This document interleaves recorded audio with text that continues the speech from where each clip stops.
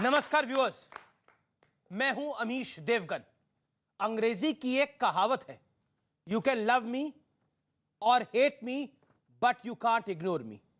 यानी आप मुझे पसंद कर सकते हैं या आप मुझसे नफरत कर सकते हैं, लेकिन आप मुझे इग्नोर यानी नजरअंदाज बिल्कुल नहीं कर सकते। सियासत में कुछ ऐसा ही हाल हिंदुत्व का हो गया है। कोई हिंदुत्व को बोको हराम और आईएसआईएस जैसा बता रहा है। कहा जा रहा है कि कश्मीरी हिंदू विस्थापित हो गए तो हो गए, हम क्या करें। ये सलमान खुर्शीद ने मेरे साक्षात्कार में बोला। कोई राम मंदिर के फैसले पर सवाल उठा रहा है। कोई कह रहा है कि इस देश में हमेशा से हिंदू वोट बैंक ही था, ओवैसी ऐसा कह रहे हैं और आगे भी रहेगा। कोई कह रहा है कि हम अयोध्या में बड़ा राम मंदिर बनवाएंगे। चुनाव से पहले टेंपल रन एक बार फिर इस देश में शुरू हो चुका है। यानी सबने अपनी अपनी सुविधा के अनुसार, सुविधा के हिसाब से हिंदुत्व के समर्थन या विरोध का एजेंडा उठा लिया है। सब लंबरदार बन गए हैं। एक तरफ खुद को बड़ा हिंदू दिखाने की होड़ है, तो दूसरी तरफ हिंदुत्व को कोसा भी जा रहा है। लेकिन सब कुछ हो रहा है हिंदुत्व के नाम पर। तो आज इसी पर होगी धुरंधर वक्ताओं के बीच में बड़ी टक्कर, सबसे बड़ी सियासी टक्कर हिंदुत्व के नाम पर।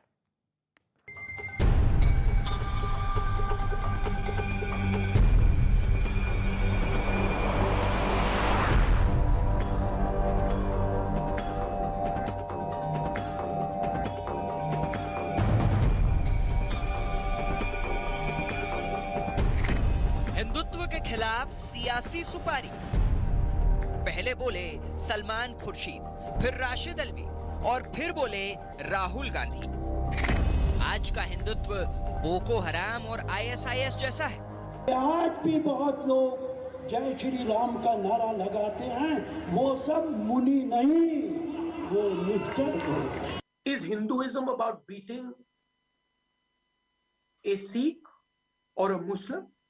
हिंदुत्व ऑफ कोर्स इज कि हिंदू धर्म में और हिंदुत्व में फर्क है। उधर ओवैसी को देश में एक तरफा हिंदुत्व वाला वोट बैंक नजर आता है। अखिलेश कहते हैं कि सत्ता में आने दीजिए, अयोध्या से बड़ा राम मंदिर बनवा दूंगा। प्रियंका वाड्रा का मंदिर दर्शन जारी है। यानी सबने अपनी सुविधा के मुताबिक राह चुन ली है। तो आज इसी पर होगा महामंथन हिंदुत्व के नाम पर। हिंदुत्व के नाम पर मैं ये क्यों कह रहा हूं, यह समझना आज बेहद जरूरी और आवश्यक है।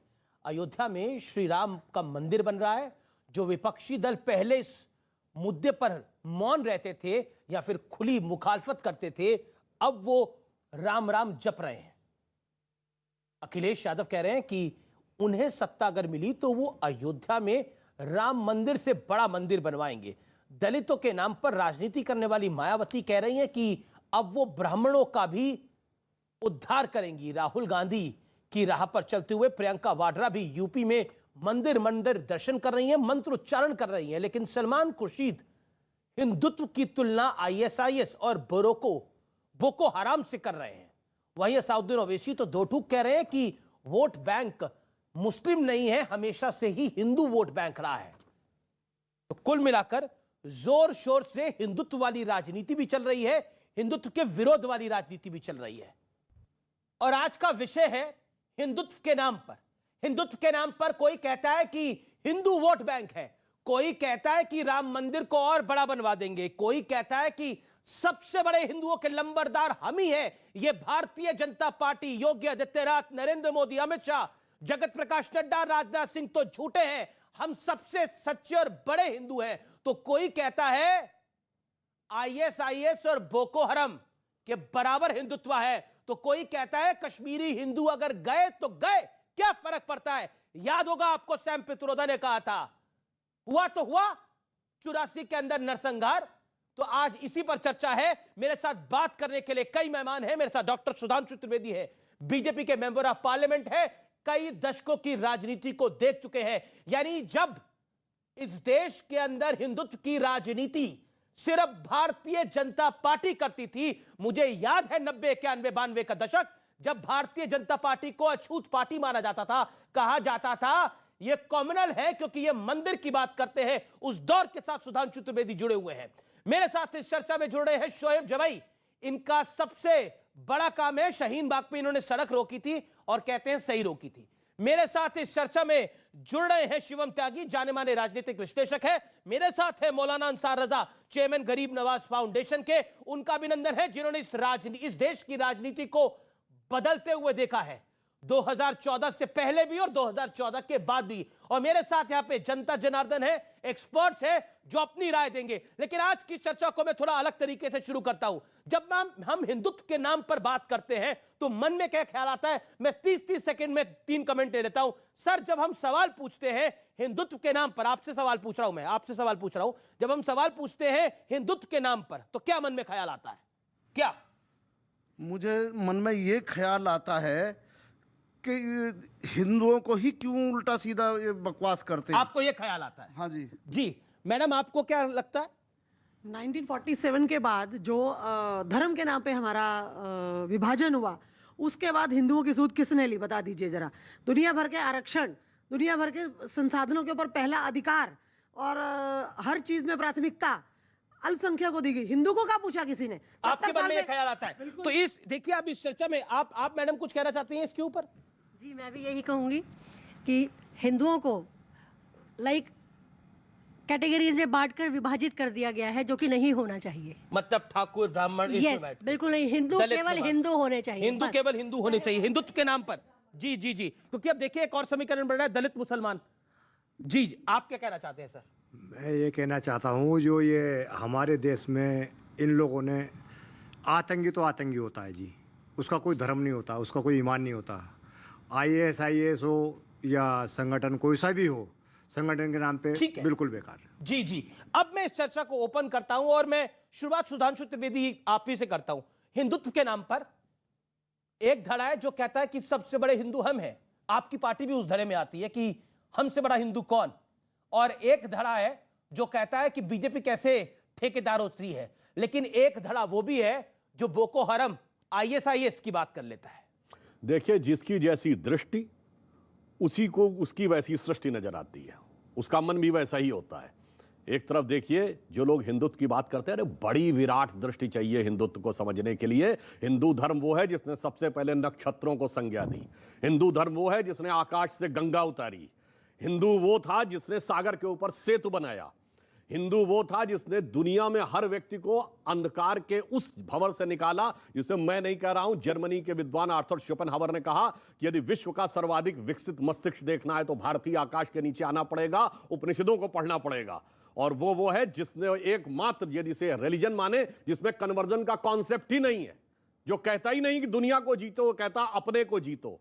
इतना महान और विराट हिंदुत्व, उसके बारे में जब इस प्रकार की बातें कही जाती हैं, मैं एक पंक्ति में कहकर ही ज्यादा समय नहीं लेते हुए कहूंगा, अटल जी ने एक बार याद दिलाया था कि हिंदुत्व क्या है और हिंदुत्व का परिचय क्या है। उन्होंने कहा था, मैं अखिल विश्व का गुरु महान, देता विद्या का अमर दान, मैंने दिखलाया मुक्ति मार्ग, मैंने सिखलाया ब्रह्म ज्ञान, मेरे वेदों का ज्ञान अमर, मेरे वेदों की ज्योति प्रखर, मानव के मन का अंधकार क्या कभी सामने सखा ठहर। और सिर्फ इतना नहीं है, पूरी दुनिया के लिए क्या कर सकते, मेरे स्वर नभ में गहर गहर सागर के जल में छहर छहर, इस कोने से उस कोने तक कर सकते जगती सौरभ में, हिंदू तन मन हिंदू जीवन, रग रग हिंदू मेरा परिचय। जी, अब मैं आपके पास आता हूं। देखिए, हिंदुत्व वाली जो राजनीति है ये सेंटर पॉइंट में है, लेकिन इस हिंदुत्व के नाम पर कोई बोको हरम और ISIS कह रहा है, तो कोई कह रहा है बड़ा मंदिर हम बना देंगे, तो कोई कह रहा है कि हिंदुओं से बड़ा, बीजेपी कह रही है कि हिंदुओं के लिए हमसे बड़ा लंबरदार कौन। देखिए, साफ तौर पर इसको समझा जा सकता है, सब अपनी सुविधा के हिसाब से यूज कर रहे हैं। देखिए, राजनीतिक हिंदुत्व और सनातन हिंदू में बहुत फर्क है। राजनीतिक हिंदुत्व ये कहता है अपनी किताब में गोलवारकर जी की, हमारे लिए मुसलमान और ईसाई दुश्मन है। क्या कोई हिंदू अपनी सनातन हिंदुत्व में ये परिकल्पना कर सकता है कि कोई उसका दुश्मन होगा? कोई हिंदू अपनी हिंदुत्व में परिकल्पना कर सकता है कि उसके धर्म के नाम पे लेकर के किसी बेगुनाह की हत्या कर दी जाए? किसी के धार्मिक स्थलों को जला दिया जाए, कोई कल्पना नहीं कर सकता। मुझे लगता है मेरे जितने साथी हिंदू हैं जो अपने विचारों को मानते हैं, वो कभी नहीं चाहते कि उनके हिंदुत्व के नाम पर जो है एक ऐसा आतंक मचाया जाए, जहाँ कहा जाए जी दिवाली है तुम अपनी दुकानें बंद कर दो। आपने देखा, तो कोई नहीं चाहता। लेकिन आप मुझे ये कहिए, जो अभी के नाम पे आतंक मचाया जाए, जो मोहतरमा कह रही थी, इस देश में मुसलमानों की जो आबादी है और हिंदू की जो आबादी है वो 80 और 20% के करीब 14% मुसलमान हैं और 80% जो है हिंदू आबादी है। 2.5% सरकारी नौकरी में, 2.5% IAS और IPS में, 1% आर्मी में, जितने भी आप लिख लीजिए 2 से 2.5% से ज़्यादा प्रतिनिधित्व नहीं है।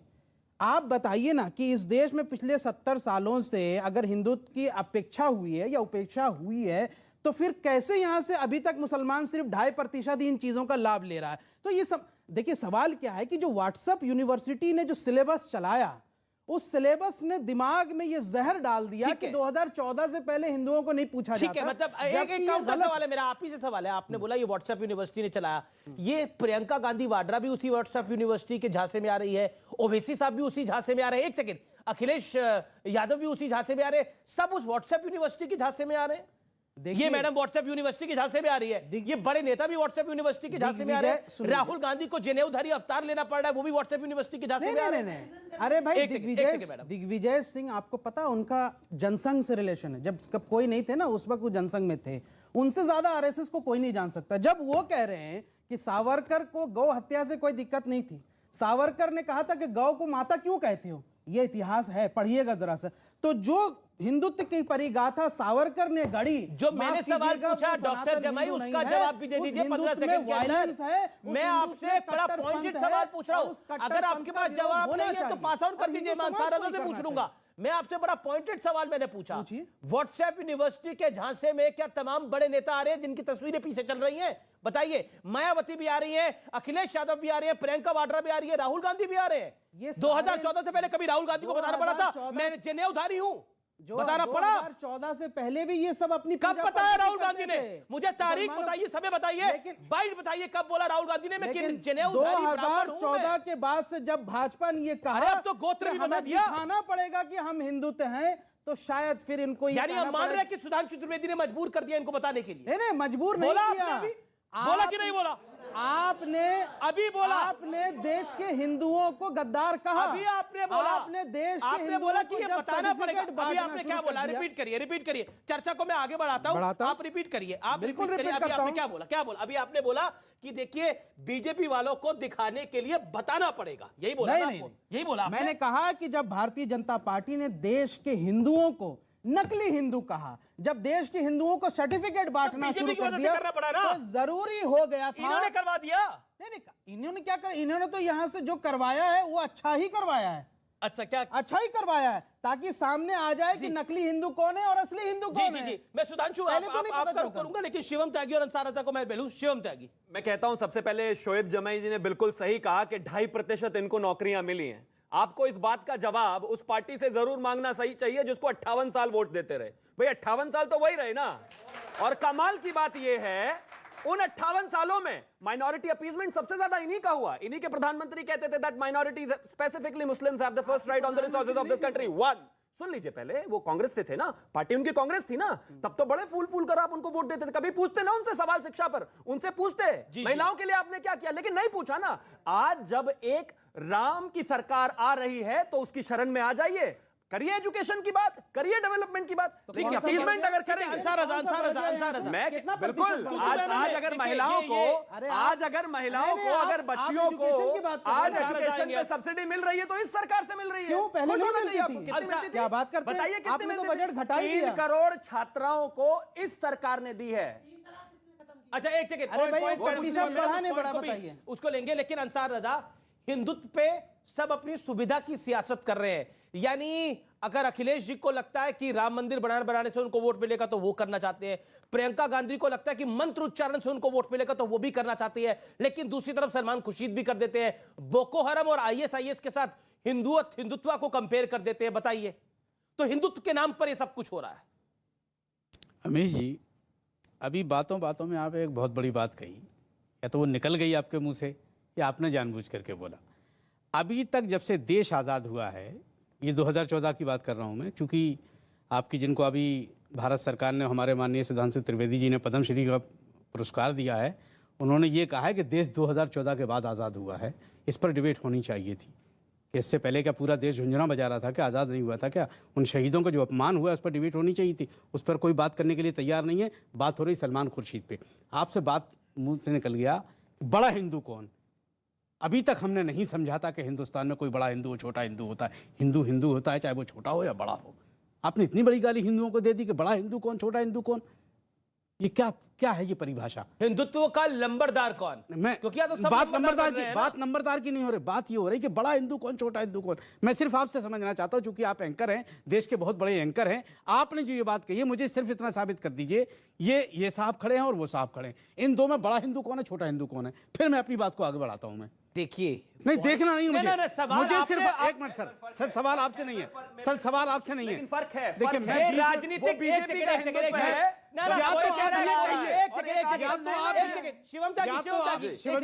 या तो आप ये कहिए, देखिए यहाँ पर धर्म का कोई बड़ा हिंदू कोई बड़ा मंदिर बनाने की बात कर रहा है, मैं उसकी बात ही नहीं कर रहा हूं। बड़ा हिंदू कौन, जिसको बड़ा हिंदू का लंबरदार कौन? मंदिर जवाब दीजिए ना इस बात का। जिसको बड़ा मंदिर बनाना है वो बड़ा मंदिर बनाए, जिसको छोटा मंदिर बनाना है वो बड़ा छोटा मंदिर बनाए। मंदिर बनेगा, प्रभु श्री राम का मंदिर बनेगा, किसी आम आदमी का मंदिर तो बनेगा, जो बनाए वो बनाए, जिसकी सरकार आए वो बनाए, मंदिर बनना चाहिए। क्योंकि अब कोर्ट का फैसला आ चुका है।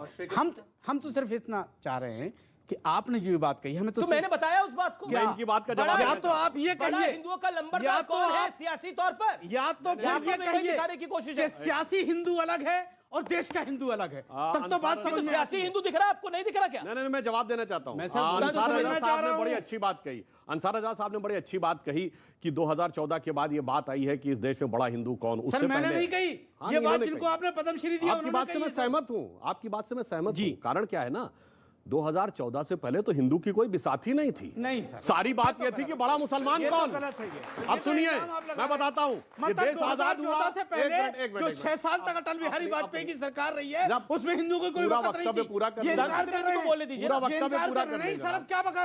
अरे भाई पूरी बात सुन लीजिए। आपको आपने कहा 2014 के बाद तो अटल बिहारी वाजपेयी के शासन में क्या था? संविधान बना, बाबा साहब अंबेडकर के संविधान में कोई सेकुलर शब्द नहीं था। 1949 में मूर्तियां प्रकट हुई, 1961 तक मुस्लिम पक्ष उसमें पैरोकार ही नहीं था। फिर आए बड़ा मुसलमान कौन, नेहरू जी ने कहा मदरसा मैं बनवा दूंगा। फिर आई इंदिरा गांधी, उन्होंने कहा तुमसे बड़े तो मुस्लिमों की सरपरस्त मैं गोरक्षक संतों पे गोली चलवा दूंगी।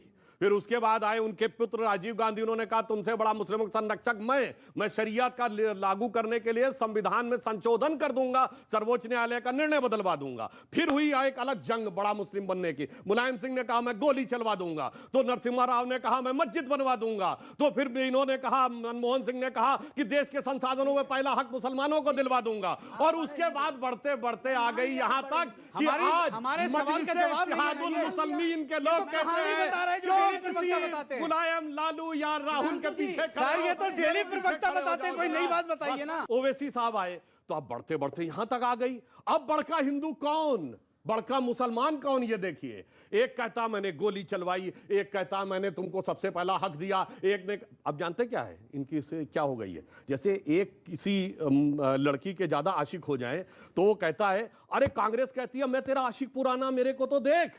फिर वो कहते हैं, मुलायम सिंह कहते हैं अरे मेरा कारनामा तो देख।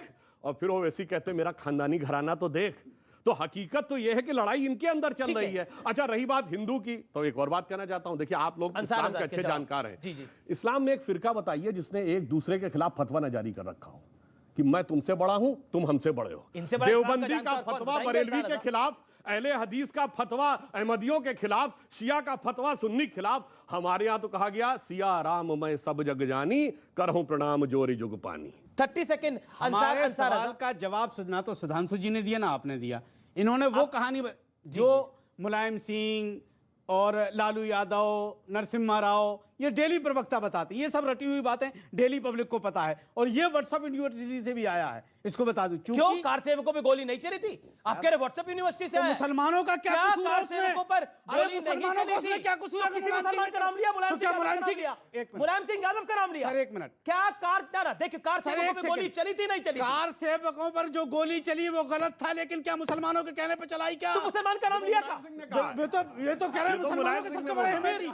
उन्होंने तो यही कहा ना कि मुसलमानों के सबसे तो बड़े मुसलमान अहमदी। का नाम का लिया? किस मुसलमान मुलायम ने सिंह यादव मुसलमान है क्या? किस मुसलमान ने कहा था कि मनमोहन सिंह से क्या आप ये कहिए कि माइनॉरिटी पे सबसे पहले हक है? किस मुसलमान ने कहा था कि कहिए? आप बोला तब आपने इनकार किया। मुसलमानों तब तो ताली बजा रहे थे भाई, तब तो ताली बजा रहे थे। मुसलमानों के नाम पे क्यों बिल फाड़ रहे हो? तब तो ताली बजा रहे हर थे। चीज मुसलमान पे, हर चीज जबकि मुसलमान का कोई लेना देना। मस्जिद किसने नरसिम्हा राव ने गिरवाई? उन्होंने अगर ये कह दिया कि हम बनवा करके देंगे तो किसी मुसलमान ने कहा था कि गिराओ? ठीक किसी मुसलमान ने कहा था कि गिराओ? क्यों जबरदस्ती आपने तो सही कहा। कम से कम जमाते इस्लामी को, मुस्लिम पर्सनल लॉ बोर्ड को कहना चाहिए था कि नरसिम्हा राव या मुलायम सिंह थे, तुम तो काफिर हो, तो मस्जिद तामील ही नहीं कर सकते। क्यों नहीं खड़े होके बोला? क्या जरूरत अब मैं इस डिस्कशन को कहने की क्या जरूरत थी? मैं मेरा निवेदन है कि विषयांतर ना हो। विषय हमारा है हिंदुत्व के नाम पर। मैं आपके पास आता हूं शोहेब जमाई, हम कई बार इस देश के अंदर देखते हैं कि डराने का माहौल क्रिएट किया जाता है। इस देश के अंदर ही शाहीन बाग हुआ और डराया गया कि देखिए इससे नागरिकता चली जाएगी। आप भी थे उस आंदोलन के अंदर जब आप भी कहते थे देखिए नागरिकता चली जाएगी। आज करीब करीब 2 साल से ऊपर हो गए हैं उस पूरे घटनाक्रम को। क्या आपकी नागरिकता गई है? सवाल है नहीं गई है, लेकिन डराया गया और डर का माहौल ऐसा बनाया गया कि Hindutva is equal to Boko Haram और ISIS। वो बोको हरम जो औरतों को सेक्स स्लेव बनाता है, वो बोको हरम जो बच्चों की गर्दनें काटता है, वो बोको हरम और ISIS जो नरसंहार करता है। हिंदुत्व ने देश में नहीं दुनिया में कहां ऐसा करा? अगर एक एग्जांपल दे देंगे तो यहां पे मैं पत्रकारिता छोड़ दूंगा। बताइए आप मुझे। देखिए अमीश देवगन, बड़े संवेदनशीलता से एक बात पूछना चाह रहा हूं। मैं सुधांशु जी की, डॉक्टर साहब की बात बड़ी करता हूं, ठीक है, इन्होंने कहा कि हम बड़े हिंदू हैं। ठीक है साहब, आप बड़े हिंदू हैं, आप हिंदू के खैर खां हैं बहुत। मुझे बस इतना बता दीजिए कि जब इस बड़े हिंदू के सरकार में आने के बाद कितने हिंदू बच्चों को नौकरी मिली, इसका डेटा ले आइए। और कितने हिंदुओं की नौकरी गई, कितने हिंदू कारोबारी आत्महत्या करने पे मजबूर हुए, और कितने हिंदू बच्चियों का रेप हुआ, कितने दलित बच्चियों का रेप हुआ, वो सारे आप आंकड़े रख दीजिए। अगर आप कहते हैं कि कांग्रेस सरकार के मुकाबले में आपके टाइम में हिंदुओं को ज्यादा नौकरी मिली, आपके टाइम में हिंदू बच्चियों का कम रेप हुआ, तो मैं मान लूंगा कि आप बड़े हिंदू हैं। वरना आपसे बड़ा हिंदुत्व का कोई दुश्मन नहीं। 1000 लोगों की नौकरी जाती है तो 990 हिंदुओं की नौकरी जाती है। आप मुझसे बोको हरम एक्सट्रीमिज्म की बात करें, यकीन मानिए अमीश भाई, बुरा मत मानिएगा, अगर एक्सट्रीमिज्म का मतलब कट्टरपंथ और कट्टरपंथ का मतलब एक्सट्रीमिस्ट है ना, तो मेरी नजर में तो कट्टरपंथी आप भी हैं, मेरी नजर में कम्युनल आप भी हैं। क्योंकि जो इस देश में हिंदू मुस्लिम की विभाजन कर करके लोगों की आम जन समस्याओं को दरकिनार करके रोज सुबह शाम जो है नफरत का बयान बताइए अगर हम भी बोको हरम है तो हमें फांसी लग जानी चाहिए और होना चाहिए। बोको हरम है तो इस बात को आप समझ लीजिए। अरे क्यों गाली दे रहे हैं यहाँ पर इस देश को? आप बुरा नहीं मानिए, आप इस देश को गाली दे रहे हैं ये कह के कि इस देश के अंदर क्या इस देश के अंदर बोको हरम है? नहीं है। क्यों नहीं है? मैं देश का हिंदुस्तानी हूँ, यहाँ पे रह रहा हूँ, इस संविधान को मानते हैं और आप कह रहे हैं कि आप भी बोको हरम हैं। आप बताइए ना, सवाल उठेगा आप। 600 किसानों की हत्या हो गई, 600 किसान शहीद हो गए। सुधांशु कुछ कहना चाह रहे हैं? क्या प्रधानमंत्री ने शोक जताया? आपने देखे कंट्रोवर्शियल जवाब सुन के जाइए, बड़ी शांति से बात करिए। तो आपने ये कहा, तो ये बताइए फिर ओवैसी तो कह रहे हैं कि सबसे ज्यादा इनकाउंटर और पकड़े मुसलमान जा रहे हैं, तो आप सही, ओवैसी सही। बोलिए ओवैसी गलत, बोलिए ओवैसी गलत। आप तो डॉक्टर हैं, हाँ जी बिल्कुल, ठीक है, ऑन्कोलॉजिस्ट हैं जी है। ये बताइए, कोरोना की वैक्सीन के लिए दुनिया मारामारी थी, ठीक है, कोरोना की वैक्सीन यहां किसने मारी? आधार पूना वाला। क्या है? माइनॉरिटी। सबसे बड़ा scientist doctor Homi Jehangir Bhabha, minority. सबसे पहला इंडस्ट्रियलिस्ट टाटा, माइनॉरिटी। सैम मोनेक्शा, पहला फील्ड मार्शल, माइनॉरिटी। आपको पता है और सुनिए, कोरोना की वैक्सीन सबसे पहले किसने बनाई? फिर एक डिस्टर्बेंस सेकंड, करने नहीं, लगते एक सेकंड, पूरा फिर जवाब डिस्टर्बेंस सुन लीजिए करने ना। ये मैं तरीका जवाब ठीक दे नहीं है वो मैं जवाब- आप बोलते हैं सब आपने जो आप बातें मैं की- बोल लूं अपने टर्न का इंतजार करिए नहीं, अपने आप टर्न का अपने इंतजार टर्न करिए का भाई इंतजार करिए, 20 सेकंड सुन आप लीजिए। लगातार बोलेंगे आप ऐसे मुझे कैसे चल देंगे सकता ना है वक्त। हाँ इतना देर तो आप ही बोल चुके हैं आप जानते क्या होता है इनके सामने समस्या क्या है अब मैं कह रहा हूं जाके कोई चेक कर ले ये कहते हैं आज 2.5% मुस्लिम क्यों रह गए 1931 के सेंसस देखिए देश की जो वो थी रेट ऑफ लिटरेसी वो थी 8%, उत्तर प्रदेश में थी 7%। वो जातिगत है इसलिए मैं बोल रहा हूं 31 में। हिंदू समाज में सबसे पढ़ी लिखी जाति मानी जाती थी ब्राह्मण, उसकी 15%, राजपूतों की 13% और सैयद मुसलमान 24%। किसने ला के 24% से 2% पे लाके खड़ा किया? आपने। कारण क्या था? जिसकी मैंने बात बोला भाई क्या तरीका है भाई आप लगातार बोल रहे हैं तो सबसे पहले वैक्सीन ये क्या तरीका है? सबसे पहले वैक्सीन अमेरिका ने बनाई, चाइना ने बनाई, रशिया ने बनाई, सारे काफिरों ने बनाई, मुनाफिकों ने बनाई और उसके बाद कहते हैं कि आप लेके आ रहे हैं। बायोजेन मुसलमान की कंपनी है, टर्किश कंपनी है बायोजेन और लोस की कंपनी है। अरे भाई वैक्सीन भी मुसलमानों ने बनाई, दुनिया भी मुसलमानों ने बनाई है, बंद करिए अपनी कहानी। अच्छा चलिए आगे पहली वैक्सीन अच्छा एक दो मुस्लिम साइंटिस्ट ने बनाई। अच्छा एक मुस्लिम साइंटिस्ट बताइए जिसको नोबेल प्राइज मिला हो जिसको फाइजर के साथ नाम बताइए भाषण मत दीजिए नाम बताइए मुस्लिम साइंटिस्ट जिसको नोबेल पुरस्कार मिला हो आपने। अच्छा चलिए एक आविष्कार जो मुसलमानों ने किया हो किसी मुस्लिम साइंटिस्ट ने एक आविष्कार। एक मैं शिवम मैं आपके पास आ रहा हूं। अंसार रजा महत्वपूर्ण पॉइंट ये है क्या आपको लगता है बोको हरम और ISIS is equal to Hindutva? आप समर्थन में इस बयान के? देखिए सलमान खुर्शीद साहब की बात आप करना चाह रहे हैं, हमें एक बात बताइए जो किताब सलमान खुर्शीद साहब ने लिखी वो कितने पेज की है? उसमें यही सेंटेंस है एक अकेला। किस बिहाफ पे उन्होंने ये बात की उसको नहीं समझा जाएगा खाली इसलिए कि सलमान खुर्शीद एक मुसलमान हैं, कांग्रेसी लीडर हैं। इतनी बड़ी बात इन्होंने आपके कंगना रनौत ने की, उस पर बहस नहीं हो रही। सलमान खुर्शीद ने एक बात क्या कह दी, क्या हिंदुस्तान में मुसलमानों की लिंचिंग नहीं हुई है? तो बोको हरम एक इक्वल टू मिनट, हिंदुत्व? क्या हमारी मस्जिदों में आग नहीं लगाई गई है? अब बोको हरम इक्वल टू हिंदुत्व? मैं कंपैरिजन नहीं कर रहा हूं, क्या मैं बोल सिर्फ क्या एक रहे हैं बात आपसे कह रहा हूं कि जो बोको हरम जैसे गद्दार लोग करते थे या ISI के सर एक मिनट जो ISI के जो कौम के गद्दार, इस्लाम के ना मानने वाले, इस्लाम के गद्दार, ये सब जो करते थे, क्या यहाँ लिंचिंग नहीं हुई है? जय श्री राम लिंचिंग मतलब लिंचिंग तो हिंदुओं की भी हुई है। जान चाहे हिंदू की चाहे मुसलमान की जान की भी हुई है, तो बोको हरम से कैसे कंपेयर करते हैं? मुझे ना तो फेमस होने का शौक है ना बहस करने का शौक है। बोको हरम मुझे जो कहना है मैं स्पष्टवादी तरीके से कहूंगा कि चाहे बोको हरम वाले किसी की जान लें या यहाँ जय श्री राम कह करके जान लें। क्या बात कर रहे हैं आप? अरे जान अच्छा जान क्या नहीं तरीका है है? किसने जान ली? बात कर रहे हैं आप? जय श्री राम का जय श्री राम का मतलब मुसलमानों की जान नहीं है, मुसलमानों की जान नहीं है, हिंदुओं की जान हुआ बताइए क्या हुआ ये? शिवम त्यागी क्या कह दिया मैंने? शिवम त्यागी देखिए एक रिएक्शन है इसके ऊपर। क्या कह दिया मैंने? शिवम त्यागी कहा क्या है मैंने? आपने बोला जय श्री राम करके कोई जान ले या बोको हरम वाले जान ले। किसने जय श्री राम करके गर्दन उड़ा दी किसी की? किसने जय श्री राम करके बम फोड़ दिया? में लिंचिंग नहीं हुई। शिवम त्यागी बोको हरम और ISIS को पहले थोड़ा सा समझ लेते हैं। बोको हरम का काम क्या है सुन लीजिए ना। समझे वो जिन्हें अपनी बोको हरम से मतलब हो। एग्जिस्टिंग सरकार सुन लीजिए सर, आप 20 सेकंड बोल लीजिए फिर शिवम त्यागी। बोको हरम को वो समझे जिसे उससे मतलब हो, ISIS को वो समझे जिसे उससे मतलब हो। हमें अपने मुल्क से मतलब है। मैं एक भारतीय हूँ, एक हिंदुस्तानी हूँ। अगर हमारे हिंदुस्तान में इत्मीनान से पूरी दुनिया में पेरिस से लेके बर्लिन से लेके पाकिस्तान से लेके अफगानिस्तान से लेके इस्लामाबाद से लेके और दिल्ली तक इतना नाराए तकबीर अल्लाहू अकबर बोल के ही बम फोड़े गए, जय श्री राम बोलकर किसी ने नहीं फोड़ा। यहाँ क्या हुआ? कहीं चले जाइए, यहाँ क्या हुआ? जंतर मंतर पे नहीं लगा, चिल्लाइए। आप इनका वक्त है, आपने बोला, आपको सुना 2.5 मिनट। बोको हरम क्या करता है? बोको हरम चाहता है कि वहां की एग्जिस्टिंग सरकार को हटा के वहां पर इस्लाम का राज्य कायम हो जाए। इनके हिसाब से भारतीय जनता पार्टी की सरकार हिंदुत्व की सरकार है। ये कहते हैं ना दिन रात।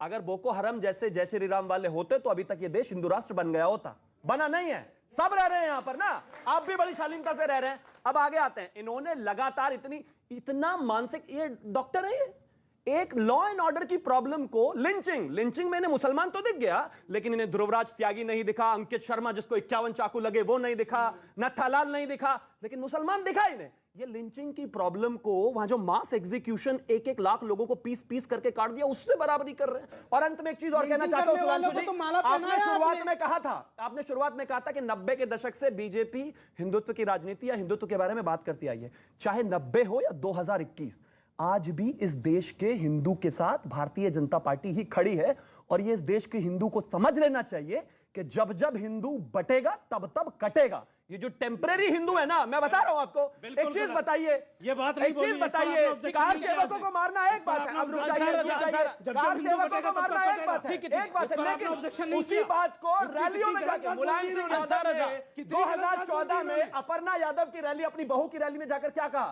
कि मैंने आपके लिए, यानी कि मुसलमानों के लिए, आपके लिए कार सेवकों को, हिंदुओं को मरवा तक दिया, गोलियां तक मरवा दी, मैं और क्या कर सकता था, और इससे ज्यादा क्या चाहिए भाई? हमारे देश के नेता बोले भी और हम उसको यहाँ टीवी पे खड़े होकर भी ना बोले, क्यों ना बोले?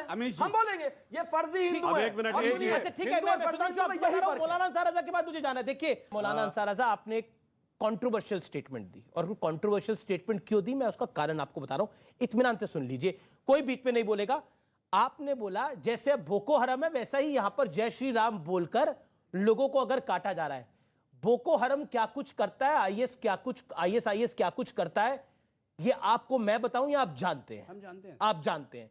आप मुझे बताइए, अगर यहां पर भी बोको हरम और आईएस जैसा हिसाब किताब होता भारत के अंदर, तो इस जगह खड़े होकर आप ये बात भी नहीं कर सकते थे, और ये सत्य है। आप एक बात, ये बात भी नहीं कर सकते थे आप एक बात बताइए, क्या जंतर मंतर पे जब मुल्ले काटे जाएंगे, राम राम चिल्लाएंगे, नहीं नारे लगे क्या? वो जेल में नहीं है? एक मिनट, बात जेल की नहीं है, जिन्होंने जुर्म किया है वो सब जेल में है। जेल की। अमीर जी एक छोटा सा रेफरेंस बीच में आके दे रहा हूं, नहीं आपको तो याद होगा,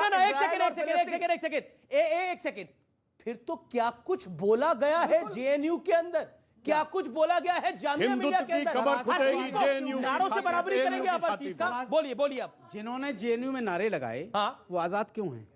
जेल में है ना, क्योंकि फिर बात खत्म हो गई ना, तो फिर बात खत्म हो गई। जिन्होंने इसके नारे लगाए वो जेल में है ना। दूसरा, आप कंट्रोवर्शियल की बात करते हैं, इन्होंने इतनी बड़ी बात की, आपने कोई ऑब्जेक्शन नहीं किया? अगर हम बोल देते क्या मैं जब हिंदू काटेगा, इन्होंने जब बोला है, इन्होंने बोला है कि हिंदू कटेगा तो कटेगा, जवाब दे उन्होंने बोला, आपने ऑब्जेक्शन नहीं किया इस बात पे? जवाब एग्जाम्पल, एक मिनट सर, मैं आपसे सवाल नहीं कर रहा हूं। सवाल तो उन्हीं से है ना। नहीं, हम आपसे पूछ रहे हैं, क्योंकि आप तो हर मुसलमान की बात पे ऑब्जेक्शन कर देते हैं ना, आप इनकी बात पे क्यों ऑब्जेक्शन नहीं किया? आप अपने आप को सिर्फ मुसलमान क्यों समझ रहे हो? मैं हिंदुस्तानी समझता ही नहीं, क्योंकि मैं हिंदुस्तानी भारतवासी, मैं हिंदुस्तानी की बात पे आपने क्यों ऑब्जेक्शन नहीं किया? क्यों आपने ऑब्जेक्शन नहीं किया? रिएक्शन, जहां बटेगा वहां कटेगा वाली बात पे इनको आपत्ति थी। इन्होंने पहले नारे की बात कह दी, वो कितनी खतरनाक बात थी। मैं दोनों बातों का उत्तर देता हूं। जनाब, अभी आपने काबुल का दृश्य देखा, 50 और 60 के दशक में 1/3 हिंदू और सिख था। मुल्क की बात कर रहे हैं, पूरी बात सुनिए ना। बोको हरम अपने मुल्क में है, तो हम अपने मुल्क में है क्या? अभी आपने कहा मैं किसी के बीच में नहीं बोलता, आप पहले वाक्य में बोल पड़े और कहते हैं मैं किसी के बीच में नहीं बोलता। सपोर्ट किया क्या बोको हरम का? क्या आईएसआई का सपोर्ट किया क्या हमने? किसने? तो कहिए सलमान खुर्शीद, बोले सलमान खुर्शीद गलत है, सपोर्ट किया। सलमान खुर्शीद ने गलत कहा। खुर्शीद ने जो बात कही है उसका सेंटेंस देखो क्यों कहा उन्होंने। और मैं तो एक बात हम क्या बता दें, आप सुनिए, समर्थन क्या होगा? सुनिए सर, इतना तो कांग्रेस समर्थन नहीं कर रही। कांग्रेस को करना चाहिए, कांग्रेस को करना चाहिए, कांग्रेस को करना चाहिए। कांग्रेस खाली वोट ही मुसलमानों से लेती रहेगी। अरे हाँ, कांग्रेस खाली मुसलमानों से वोट ही लेती रहेगी। अगर सलमान खुर्शीद ने कोई बात बोली है तो उसको समझना चाहिए ना कांग्रेस। सलमान खुर्शीद ने, मैं क्या कह रहा हूं आपसे कि सलमान खुर्शीद ने कांग्रेस को समर्थन सलमान खुर्शीद, एक सेकंड अंसार भाई, कांग्रेस को समर्थन सलमान खुर्शीद का करना चाहिए। कांग्रेस को समर्थन करना चाहिए देश का। अभी देश का समर्थन नहीं कर रही वो। अरे सर, जो हालात हैं अभी, आज सलमान खुर्शीद के क्या समझ रहे हैं आप? कोई खड़ा नहीं सलमान खुर्शीद, पूरा देश खड़ा सलमान खुर्शीद के साथ, और उसमें हिंदू मुस्लिम को कोई कैद नहीं है। आप भी खड़े हैं ना यार, कमाल की बात कर रहे हो। हमारे अकेले खड़े होने से क्या होता है? आप खड़े हैं कि नहीं खड़े? मैं क्या कह रहा हूं, सलमान खुर्शीद ने चलिए मैं देश की बात है, यहाँ पर काफी लोग हैं, एक रिप्रेजेंटेशन है। सलमान खुर्शीद ने जो बोला है उसके साथ कौन कौन खड़ा है? कोई, यहाँ तो कोई नहीं खड़ा, यहाँ तो कोई नहीं खड़ा। बोलिए, इनको बताइए। काउंटिंग कीजिए तो कितने आदमी? जितने लोग हैं, 20 लोग हैं, देश के नागरिक तो हैं, 20 लोग हैं, देश के नागरिक तो हैं। सलमान खुर्शीद की पार्टी में कितने आदमी हैं? 50 एमपी हैं कुल, जिस पर 50 साल राज कर रहे थे उनके पास, उनकी भी तो काउंटिंग। आपके भी कभी तो यूपी में कितने एमपी हैं? सर, आपके भी कभी तो हुआ करते थे। ये देश है, ये वोट बैंक है, हिंदुस्तान में वोट की राजनीति। यहाँ कोई समर्थन नहीं कर रहा सलमान खुर्शीद का। मंच पे कौन समर्थन कर रहा है? मैं एक देखिए, आप तो मेंबर ऑफ पार्लियामेंट है, वोटिंग पार्लियामेंट में भी होती है। सलमान खुर्शीद के समर्थन में कौन है? आप, हमारे साथ तो एक आदमी खड़ा हुआ है ना। अरे देखा, देखिए, और आप भी नहीं है। यही तो बड़ा मुसलमान बनना है। इसीलिए खड़ा होना है जो हमसे पूछ रहे थे। अब मैं एक बात बता रहा हूं, अब एक इनकी बात का उत्तर दे दूं। मैं अपेक्षा करूंगा कि शांति से बात को सुन लिया जाए। इन्होंने पहले कहा जहां कटेगा, काबुल में 1/3 हिंदू सिख था सिर्फ 50-60 साल पहले। नहीं कही ये बात। एक मिनट, इन्होंने कही, मैं उसका जवाब दे रहा हूं। आपको क्यों बुरा लगा और क्यों आप फिर देखिए डिस्टर्बेंस। मैं बड़ी इज्जत करता हूं आपकी सर, और आपके एक एक लफ्ज को गौर से सुनता हूं। अभी एक एक लफ्ज आप सुन लीजिए फिर आपको। उसके बाद खत्म हो गया 50-60 साल में, नहीं कटा क्या? 1947 में लाहौर कराची इस देश का हिस्सा था। लाहौर में 75% हिंदू सिख था और कराची में 60% के आसपास से हिंदू था। 6 महीने में खत्म हो गया, नहीं कटा क्या? अब आइए देश के अंदर 1990 में श्रीनगर में कितनी भारी मात्रा में कश्मीरी पंडित था, नहीं कटा क्या? धुबरी, एक मिनट सुनिए, धुबरी बरपेटा में आसाम में नहीं कटा क्या?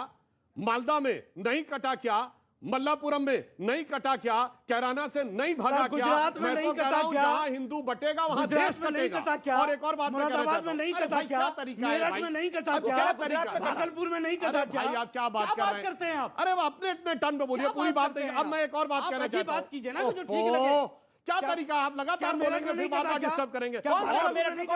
मुसलमान और एक और मेरा एक बात इन्होंने जय श्री राम के ऊपर बात ये कह रहे हैं कि मेरठ में गुजरात में मुसलमान कटा, क्या मुझे गुजरात में नहीं कटा क्या? देखिए आजकल जानते क्या माहौल है, अगर कोई भीड़ हो, किसी पब्लिक गैदरिंग हो, वहां कोई टीका वीका लगाए हुए हिंदू पुजारी जैसा व्यक्ति जाकर खड़े होकर बोले बम बम, तो पब्लिक कहेगी भोले, और एक मौलवी जाके बोल दे बम, और देखिए क्या भगदड़ मचती है वहां पे। तो आधा दूसरी बात मैं कहना चाहता हूं, इन्होंने कहा देखिए भाई आधा बोलेगा क्यों भाई? थोड़ा वो आधा बोलेगा क्यों? ओ बोलिएगा, अरे बम बम बोल दे तब तो फिर पता नहीं कितनी देर भागेंगे लोग वहां। और दूसरी बात कहता हूं, इन्होंने जय श्री राम को लेकर बात कही, मुझे घोर आपत्ति है, मगर जो हमारे कई दर्शकों ने अल्लाह अकबर की बात कही, उसको नाराए तकबीर कहते हैं। अरे साहब, अल्लाह अकबर कह के लोगों को मारा वो नहीं है, अरे चारों खलीफा अल्लाह अकबर कह के मारे गए, अबू बकर, उमर, उस्मान और हजरत अली। और इतना ही नहीं, इमाम हुसैन और मोहम्मद साहब के नवासे हसन और हुसैन। बिल्कुल गलत। क्या तरीका है भाई अब बहस करने का? हर बात में डिस्टर्ब करते हैं। सुनिए, मैं एक बात कह रहा हूं, और ये गलत नहीं बोल रहा हूं, अल्लामा इकबाल ने लिखा है, ये क्या तमाशा हुआ इस्लाम की तकदीर के साथ, कत्ल शब्बीर हुए नाराए तकबीर के साथ। उनसे बड़े जानकार आप नहीं है। इमाम हुसैन को कत्ल किया गया अल्लाह अकबर बोल के, हर हर महादेव बोल के नहीं कत्ल किया गया। इसलिए अल्लाह अकबर तो आज से नहीं जनाब, ये तो हमेशा से ही क्या करता रहा है। और आज बताइए शिवम त्यागी, आप अपनी बात को 30 सेकंड में कंप्लीट कर लीजिए। मैं सिर्फ इतना कहना चाहता हूं, पार्टियां किस तरह से इस देश के हिंदुओं के साथ मान मर्दन और खिलवाड़ करती हैं, आप इस बात से अंदाजा लगा सकते हैं। 1947 में जब यह देश आजाद हुआ, हिंदू उधर भी थे और मुस्लिम इधर भी थे।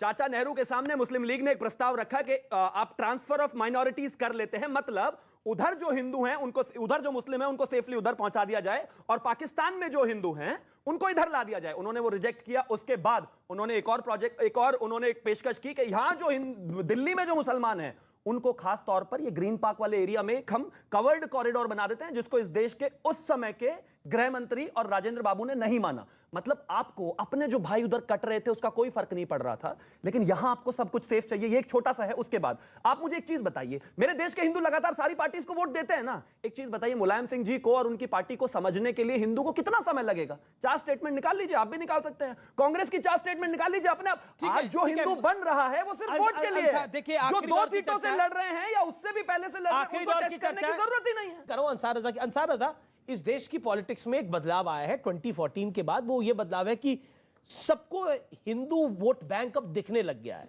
और खास तौर पर हमने जब ओवैसी साहब को सुना, ने बोला कि इस देश में मुसलमान वोट बैंक तो कभी था ही नहीं, सिर्फ हिंदू वोट बैंक था, है और वही रहेगा। उसके अलावा हमने पॉलिटिकल पार्टीज को देखा मंदिरों के चक्कर लगाते हुए। सलमान खुर्शीद की आप इतनी तारीफ कर रहे हैं, उन्होंने कांग्रेस के जनेऊधारी अवतार पे भी सवाल खड़ा करा। नहीं, देखिए आपने जो एक बात कही है कि वोट बैंक कौन है, देखिए मैं छोटी सी बात, इस बात से हो सकता है सुधांशु त्रिवेदी जी हमारे सहमत हो जाए मेरी बात। एक ज़माना था हिंदुस्तान में जब मुसलमान वोट बैंक हुआ करता था, इसमें कोई शक नहीं है, लेकिन अब मुसलमान वोट बैंक नहीं, अब हिंदू वोट बैंक है। अब इसमें भी कोई दो राय नहीं है। अब जहाँ तक सवाल मंदिर जाने का है, आप एक बात बताइए, क्या बीजेपी के लोगों का ही कॉपीराइट है मंदिर जाने का और किसी को हक नहीं है? क्या इससे पहले लोग नहीं जाते? ये अलग बात है, नुमाइश नहीं होती थी, काला चश्मा लगा करके लोग भक्ति नहीं करते थे, पहले नहीं होता था ये। अब तो नुमाइश क्यों होती है? अब मैं वही तो कह रहा हूँ, आपसे पूछ रहा हूँ। अब दिखाया जा रहा है कि हम भी हिंदू हैं, हम भी हिंदू हैं। अब अरे क्या जरूरत है दिखाने की? वो तो जान रहा है ना जिसने पैदा किया कि कौन हिंदू है, कौन बड़ा हिंदू, कौन छोटा हिंदू है। अब मैं एक बात कहना 30 सेकंड और मैं 30 सेकंड में अपनी बात मुकम्मल कर दूं। अच्छा एक बात बताइए, ये जो कांग्रेस के जनेऊधारी अवतार पर सलमान खुर्शीद ने बोला, आप सहमत हैं? उन्होंने बोला कि आप एक बात, मैं सलमान खुर्शीद का प्रवक्ता हूं जो आप बार-बार सलमान खुर्शीद का सवाल पूछ रहा हूं। नहीं, मुझसे क्यों पूछ रहे हैं आप? क्यों नहीं पूछूं? कल आपसे एक इंटरव्यू में थे, उनको पूछना चाहिए था। मैं तो सारे सवाल पूछे, तो खत्म हो गई। आपकी राय क्या है? उससे उनसे बेहतर हम जवाब नहीं दे सकते। आपकी राय क्या है? हम जवाब इस बात का दे सकते हैं, जनेऊधारी अवतार अपना दिखाना चाहिए। यार क्यों नहीं दिखाना चाहिए? जब वो है तो दिखाना चाहिए, इसमें बुराई क्या है? जो आदमी जो कुछ है वो दिखाना चाहिए ना, उसमें क्या दिक्कत है? अब वो अलग बात है, कोई कोर्ट के ऊपर से दिखाता है, कोई कोर्ट के अंदर से दिखाता है, दिखाना चाहिए। मैं तो एक सवाल, बातों में सब कुछ कह दिया आपने। कोई कोर्ट के अंदर से दिखाता है, कोई कोर्ट के बाहर से दिखाता है। मैं बातों में सब कुछ कह दिया आपने। सुधांशु त्रिवेदी की बड़ी इज्जत करता हूं मैं, बहुत अच्छे इंसान है ये। मैं सिर्फ इनसे एक सवाल करना चाहता हूं। सुधांशु जी, अभी उत्तराखंड में देश के गृह मंत्री माननीय अमित शाह जी का एक बयान आया है जो घोर आपत्तिजनक था, जिस पर किसी ने कोई ऑब्जेक्शन नहीं किया। मैं सिर्फ आपसे एक सवाल करना चाहता हूं, अगर कोई चीज़ हुई भी है तो गृह मंत्री को अपने मंच से ये बात कहने की क्या ज़रूरत पड़ी थी कि एक सफ़र में हम जा रहे थे, रास्ता नेशनल हाईवे जाम था, पता चला मुसलमान जुमा की नमाज़ पढ़ रहे हैं। हमें ये बात, पूरे देश को आपत्ति और मुझे आपत्ति है। अगर सच्चाई है तो गृह मंत्री को डेट बतानी चाहिए और वो नेशनल हाईवे बताना चाहिए, अगर नहीं है तो फिर ये भड़काने का काम नहीं करना चाहिए। अच्छा, ऐसा मतलब आपने जिंदगी में कभी देखा तो है नहीं? मैं नेशनल हाईवे की बात कर रहा हूं। नेशनल हाईवे नहीं सर, नेशनल हाईवे और गृह मंत्री का काफिला रोका गया हो, देखा है, और जब गृह मंत्री का काफिला रोका गया हो, वो डेट बतानी चाहिए उनको। और उसके बाद कौन सा नेशनल हाईवे था वो? अरे भाई आप ये बताइए। अच्छा, आप मैं नहीं बोलूंगा, हम जवाब देने मैं नहीं बोलूंगा। आप ये बताइए, नेशनल हाईवे की बात कही, अरे सड़कों पे तो इतनी बार सर, बात सड़क की नहीं, हम जानते हैं बार नेशनल हाईवे पे नमाज हुई है, सड़क पे नमाज होती है, गिनत लेकिन वो नेशनल हाईवे बताइए नमाज हुई है 1000। काफिला रोका गया हो। क्या बात कर रहे हैं आप? आज आप कहते हैं कि नहीं होती है, आज आप हो रही है, नमाज होती है, लेकिन जो होती है नेशनल हाईवे अगर इलीगली गलत तरीके से हो रही है तो इसमें आपत्ति किस बात की, मुझे ये बताइए। क्या जरूरत थी आपत्ति किस बात बोलने की? चलिए बहुत ये टोपी स्टूडियो में पहनाया गया है साहब, गलत बात कह रहे हैं और झूठा है, ये कितनी गलत नकली है। देखिए ये नकली है, अंसार रज़ा भी बर्दाश्त नहीं करेंगे जो बात आप कह रहे हो। अंसार रज़ा कर रहे हैं इस्लाम का, ये देखिए ये नकली है सर, अपमान कर रहे हैं ये, इनको बुलाया गया है, टोपी का अपमान कर रहे हैं ये, खड़े होकर कह रहे हैं टोपी नकली बता रहे हैं। बताइए, इनको बुलाया गया है, इनको बुलाया गया। मतलब ये नकली मुसलमान है, ये नकली मुसलमान है।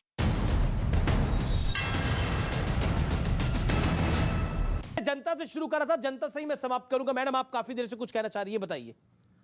अच्छा, आप नहीं बोलेंगे, आप बोलिए। सर, एक छोटी सी बात यह है कि जो 47 में यहाँ पे मुस्लिम थे, उनकी आबादी, एक मिनट, और पाकिस्तान में जो हिंदू थे उनकी आबादी का डिफरेंस पाकिस्तान को क्या बार-बार यहाँ पर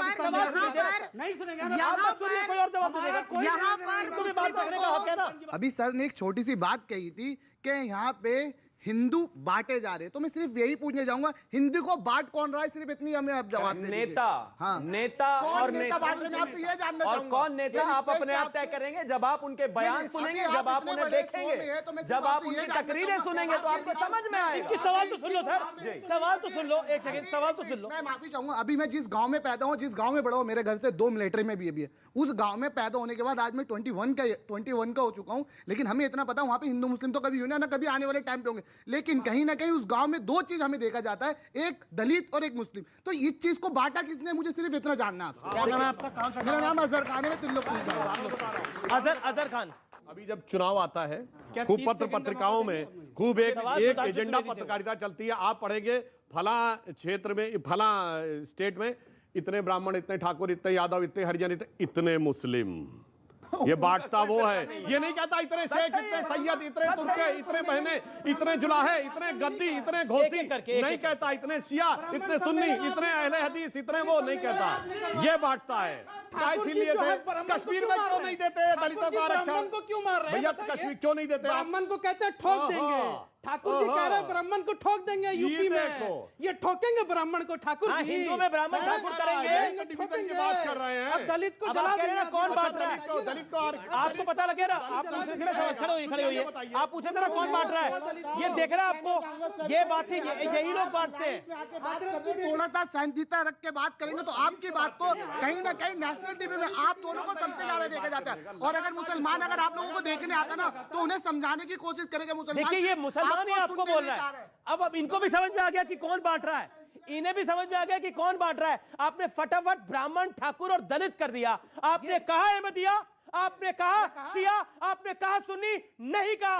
आप लोग बांटते हैं हिंदुओं को। इस देश में वोटिंग जो है अहमदिया शिया के बुनियाद पर बताइए। इस देश में तमाम मस्जिद है जिसपे लिखा है ये शियाओं की मस्जिद, ये सुन्नियों की मस्जिद, एक दिखाइए लिखा हुआ ब्राह्मणों का मंदिर, ये ठाकुरों का मंदिर दिखाइए। राजनीतिक पार्टी कहती है कि हमको शिया वोट चाहिए, हमको यहाँ से सुन्नी वोट चाहिए, कोई नहीं कहती साहब। बात चली थी नमाज के ऊपर, हमारी हदीस में भी ये है कि जमीन खरीद के मस्जिद बनाई जाए, तामीर करके उसके अंदर नमाज पढ़ी जाए। किसी का रास्ता न पारक कहीं नमाज नहीं हो सकती। अगर हम पढ़ेंगे भी तो बताना चाहिए इन लोगों को। जी हाँ, बहुत सही सीख लो हिंदुस्तानी हूँ। बिल्कुल सही। ये जो है ना, कभी मस्जिद तामीर करी जाती है सबके चंदे से, सबके पैसे से। ऐसा नहीं कि किसी का रास्ता रोका जाए, पारक घेरा जाए, जबरदस्ती नमाज पढ़ो जाओ। जब खाते में मुस्लिम का नाम आता, मोदी जी आप उसके वर्कर हटाते नहीं, कैसे नहीं दिया जाए। मकान ले लो, राशन ले लो, गैस ले लो, जो गैस ले लो, हर चीज ले लो। कितने बताऊं मैं आपको, पैसा बराबर जाता है। बताओ तुम्हारा आ जाता है शौचालय देखो। नहीं बीजेपी क्या की है,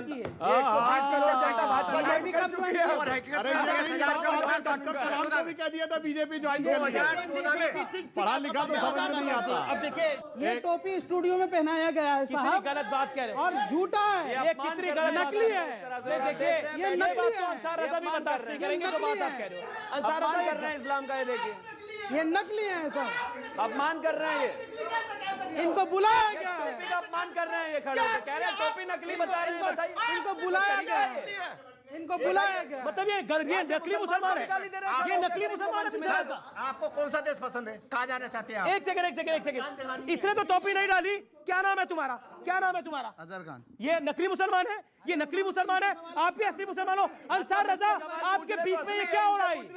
आप क्या इस राय से सहमत है? आप अंसार रजा चुप रह के काम नहीं चलेगा। क्या इस राय से सहमत है आप कि मुसलमानों को बोला जाए ये नकली मुसलमान है?